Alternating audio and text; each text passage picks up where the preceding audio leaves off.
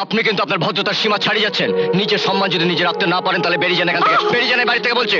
এত দূর আসপর্দা বেয়াদব! ওরে বাবা রে, ওরে ছাড়ো না, ও গেলাম। 5 লাখ টাকা চেক আমি সঙ্গে করে নিয়ে এসেছি। দেখুন বেয়ান, আপনি আমার আত্মীয়া, আমি এমন কিছু বলতে চাই না যাতে আপনার অপমান হয়, তাই বাড়ির ব্যাপারটা বাদ দিয়ে অন্য কথা বলা উচিত। বিয়ে? হুট করে বিয়ে ঠিক করে ফেললে? কিন্তু খুশির বিয়ের জন্য এত তাড়াহুড়ো কি ছিল? আরে ছেলের বাবা নিজে তারিখ ঠিক করেছেন, আমরা তো আর না করতে পারি না। কিন্তু এই মুহূর্তে আমার পক্ষে বিয়েতে টাকা খরচ করা সম্ভব নয়। কি বলছিস তুহিন? এমন পাত্র পেয়ে বিয়ের তারিখ নিয়ে তালবাহানা করব? খুশি কি তোর বোন নয়? মা, মা আমি সে কথা বলেছি নাকি?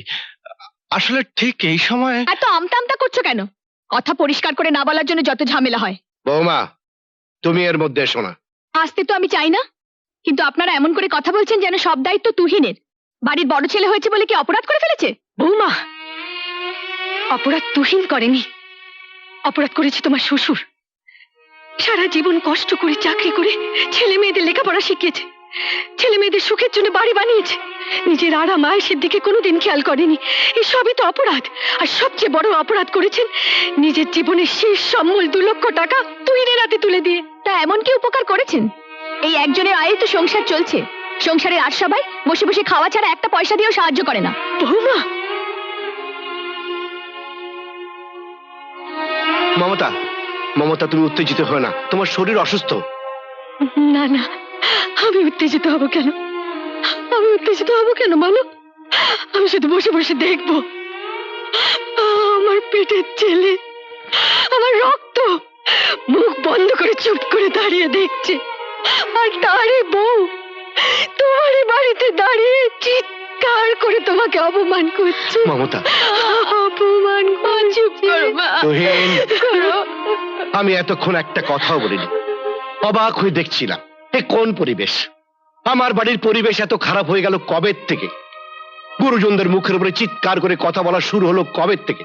আরে আমি তো সারা জীবন তোদের ভদ্রতা শিক্ষা দিয়ে এসেছি, ভদ্রতা শিক্ষা দিয়ে এসেছি। সংসার উপার্জন নিয়ে কটাক্ষ করা, কে কত টাকা দিচ্ছে তা নিয়ে খোঁটা দেওয়া, এ তো কোনো ভদ্র সন্তানের মুখ থেকে বেরোবার কথা নয়। সত্যি কথা বললে যত দোষ। চুপ! আর একটা কথা বলবে না। আমি আমি আমার সন্তানের সঙ্গে কথা বলছি, আমার ছেলের সাথে কথা বলছি। জবাবটা আমি তার মুখ থেকে শুনতে চাই। তুহিন, জবাব দে বাপ, জবাব দে। ওরে ওরে, আমি আমি এখনো এতটা অথর্ব হয়ে যাইনি যে আমার এই সামনে আমার স্ত্রীকে, তোদের মাকে, অসুস্থ মাকে অপমান করার সাহস আসে কোত্থেকে? এই তুই কি দিবি? এই কি দিবি তুই? কি দিবি তুই? তুই কি মনে করিস তোর জন্য খুশির বিয়ে বন্ধ হয়ে যাবে? না না না তুহিন, না। দরকার হলে এই বাড়ি বন্ধক রেখে বিক্রি করে আমি আমার মেয়ের খুশিকে বিয়ে দেবো। যা যা এখান থেকে, যা, ওখানে যা, যা দূর হ। চুপ করো মমতা, চুপ করো, চুপ করো। আমি এখনো মরিনি মমতা, আমি এখনো মরিনি। আমাকে বাঁচতে হবে, আমাকে বাঁচতে হবে মমতা, আমাকে সুস্থ শরীরে বাঁচতে হবে, আমাকে বাঁচতে হবে মমতা, আমাকে বাঁচতে হবে। কি হয়েছে রে রামু? খুশিদির বিয়ে নিয়ে পর্দার বৌদি মামা মামিকে চরম অপমান করেছে। মামা মামি আজ তাদের সারা জীবনে কষ্টের পুরস্কার ভালোভাবেই পেয়ে গেছে। চলো।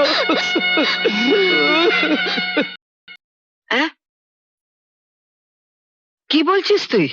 ঠিকই বলছি মা, টাকা খুব বেশি লাগবে না, আর ওদের হাতে তো সময় বেশি নেই। এর মধ্যে চাপে ফেলে কিনে নিতে পারলে অল্প দামেই পাওয়া যাবে। ঠিক আছে, কিন্তু জামাইয়ের নামে নয়, কিনলে আমি তোর নামে বাড়িটা কিনবো। সে তো বটেই। তারপর তুমি দেখে নিও, এক এক করে ওই বাড়ি থেকে সবাইকে আমি দূর করে দেব। আমি বাড়ি বিক্রি করছি? কে বললো আপনাকে? আহা, খারাপ তো কিছু করছেন না, রিটায়ার্ড মানুষ আপনি।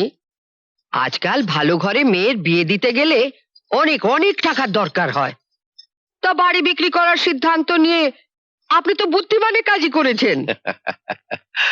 টাকা দিয়ে জামাই কেনার মতো বুদ্ধিমান আমি এখনো হতে পারিনি বেআইন। বেয়ান, আহা, তুমি আবার এই অসুস্থ শরীর নিয়ে এখানে উঠে এলে কেন? এতদিন পরে বেয়ান এসেছেন, আমি কি শুয়ে থাকতে পারি?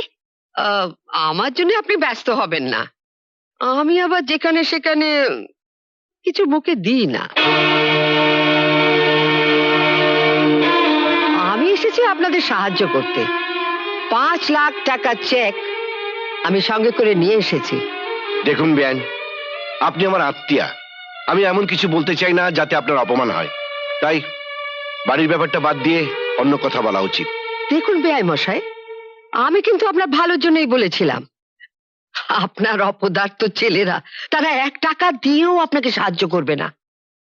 শেষে হাতে যখন সময় থাকবে না, তখন কিন্তু বেচতে গেলে আপনি ঠকে যাবেন। কিন্তু আমি আপনাকে ঠকাবো না। বাবা, পুরো 7 লাখ টাকা দেব। আর বায়না হিসেবে আপনি এই 5 লাখ টাকা রেখে দিন। না, এ বাড়ি বিক্রি হবে না। মা, এসবের মধ্যে তোমাকে কে আসতে বলেছে? এরা টাকা দেখেছে কখনো যে টাকার মূল্য বুঝবে? হ্যাঁ হ্যাঁ, এমন টাকার মূল্য আমার বাবা বোঝে না। মজুদদারি, মুনাফাকারী, স্মাগলিং এর পাপের টাকার মূল্য আমার ভালো সৎ আদর্শবান বাবা বুঝবে কি করে? কি বললে তুমি? এত দূর আসপর্দা, বেয়াদব! ওরে বাবারে, ওরে ছাড়ো না, ও গেলাম। তুষার, ছেড়ে দাও নাকি?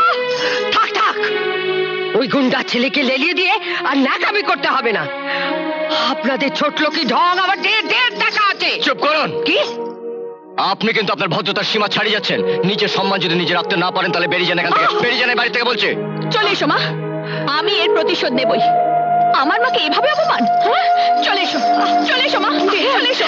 যাবেন না বেয়া। মা, মা, মমতা, তোরা কি তোর মাটাকে মেরে ফেলবি? হ্যাঁ? চল ভেতরে চল, চল। এমন আরো অনেক ভিডিও দেখতে এই চ্যানেলটি সাবস্ক্রাইব করে নিন এবং পাশের বেল আইকনটি প্রেস করে দিন।